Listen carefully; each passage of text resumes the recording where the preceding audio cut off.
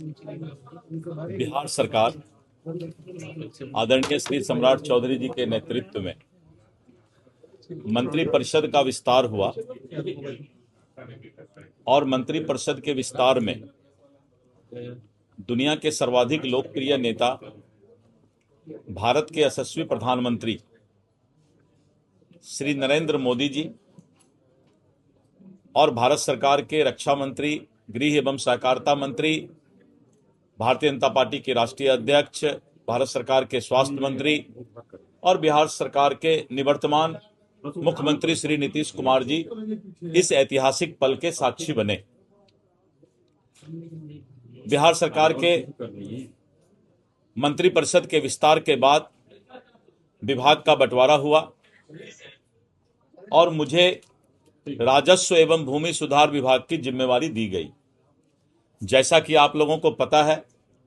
कि राजस्व एवं भूमि सुधार विभाग में मैं पहले भी मंत्री था, प्रदेश अध्यक्ष बनने के पहले मंत्री बना था और ठीक उसी समय करीब 11,000 कर्मियों की बहाली हुई थी। और कैथेड्रल सर्वे की अगर बात करें और रिविजनल सर्वे की बात करें तो बहुत दिनों के बाद बिहार में सर्वे का शुरुआत हुआ था और आपने देखा था कि करीब 6 महीने तक पूरे बिहार और बिहार के लोग जो देश और दुनिया में रहते थे, एक अफरा तफरी मच गया था कि अगर सर्वे में हम नहीं पहुंच पाए तो मेरे जमीन और घर का या प्रॉपर्टी का क्या होगा। और उस विपरीत माहौल में हमारे विभाग के पदाधिकारी और कर्मचारी ने दिन रात मेहनत करके और सर्वे की शुरुआत अच्छे तरीके से फिर की और बहुत हद तक हम लोगों ने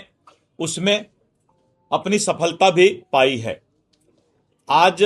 फिर से राजस्व विभाग के मंत्री के रूप में मैं पदभार ग्रहण कर रहा हूं। राजस्व एवं भूमि सुधार विभाग बिहार के आम जनता का से जुड़ा हुआ विभाग है और यह सबसे बड़ा चुनौतीपूर्ण विभाग है। कभी इसको काल कोठरी भी कहा जाता था और इस विभाग को जमीन तक लोगों को सुविधा पहुंचाना किसी भी मंत्री या पदाधिकारी की सबसे बड़ी चुनौती होती है। मुझे पूरा विश्वास है कि जिस तरह से हमारे पदाधिकारी जिनको काफी एक्सपीरियंस है, अनुभव प्राप्त है, इस विभाग को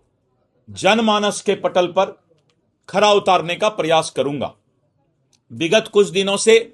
इस विभाग में पदाधिकारियों का, कर्मचारियों का हड़ताल चल रहा है या चल रहा था और करीब 3 महीने से विभाग के बहुत सारे काम ठप पड़े हुए थे और आम जनता को बहुत ही कठिनाई हो रही थी।